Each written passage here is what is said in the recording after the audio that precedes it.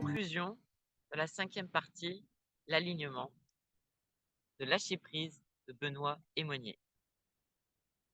Si l'on peut instantanément savoir avec les tripes que nous sommes alignés avec notre essence profonde, on ne le sait dans le visible qu'a posteriori, en observant la façon dont les choses se mettent en place et s'harmonisent entre elles. Dans le vivant, une solution de surface qui n'est pas en lien avec ce que l'on est et en profondeur connaîtra tôt ou tard des déconvenues. Nous serons amenés à faire face à d'autres accidents et blocages pour nous donner une chance supplémentaire de mettre en lumière un désalignement entre ce que l'on croit être et ce que l'on est.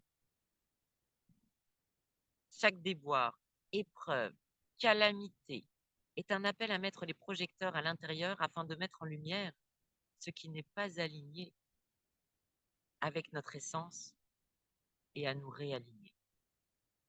En ce sens, les inconforts sont des cadeaux qui nous offrent la possibilité de nous libérer de ce qui nous empêche d'être en lien avec notre essence.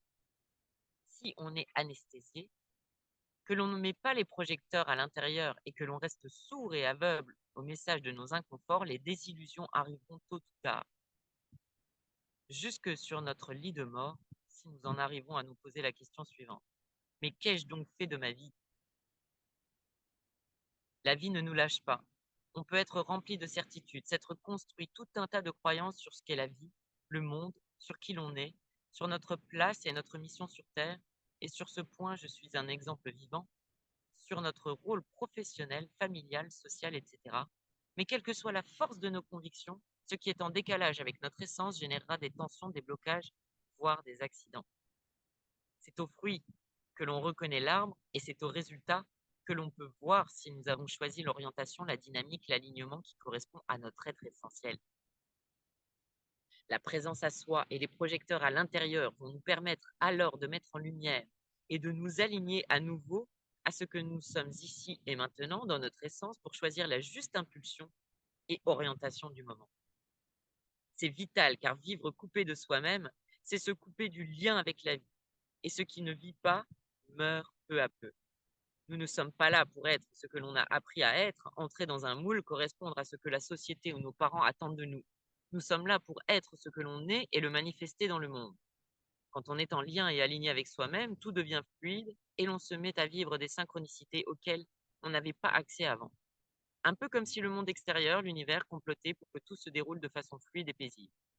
Et cette paix, une fois installée, ne dure que jusqu'à ce qu'une autre résistance se manifeste en nous. C'est l'aventure de la vie. Nous avançons jusqu'au prochain obstacle qui nous immobilise. Puis on se libère à nouveau, jusqu'à l'obstacle suivant. Mais quand on a vécu une libération et une transformation intérieure, on sait mieux de quoi il s'agit et les choses d'une certaine façon plus claire. On sait ce vers quoi il faut tendre, à savoir soi-même. Attention toutefois à ne pas se fixer comme objectif de réussir à renouveler l'expérience. Sinon, on se focalise sur une destination et c'est encore la meilleure façon de ne pas y arriver, car on essaye de reproduire par la surface et le mental quelque chose qui s'est passé en profondeur. Le fait de l'avoir vécu donne des repères sensoriels et vient nourrir notre foi en la vie et en nous. Il convient de cultiver, d'alimenter cette foi en intensifiant la présence et le lien à notre essence, sans chercher à reproduire ce qui nous a amenés à expérimenter l'une de ces lumineuses manifestations. Être en lien avec soi apporte une paix, une sérénité et une sécurité intérieure totale. Cela ravive le lien, la connexion à son humanité et à toute l'humanité, à la vie et à tout ce qui vit. Cela permet de vivre et de manifester dans sa vie des choses qui vont être épanouissantes, harmonieuses. Alignés à notre être essentiel, nous sommes en lien avec l'énergie de vie et d'amour universel qui est en nous. C'est dans un état de profond bien-être que nous donnons naturellement sans attendre de recevoir et que nous recevons sans nous servir, sans nous sentir redevables.